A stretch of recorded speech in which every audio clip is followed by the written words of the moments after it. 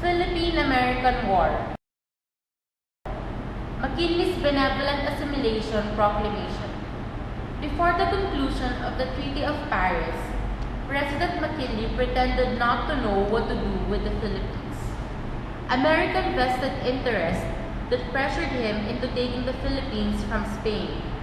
American economic interests in the Orient, naval and military interests, religious interests, Protestantism. McKinley's Benevolent Assimilation Proclamation. Since McKinley could not ignore these interests, he finally instructed the cession of the Philippines to the U.S. It is evident here that the Americans never really intended to help the Filipinos win their independence from Spain, but did it merely for their own interest. Benevolent Assimilation Proclamation. Issued on December 21, 1898, after the conclusion of the Treaty of Paris. First official indication of American policy regarding the Philippines. American sovereignty was extended over the entire country by force.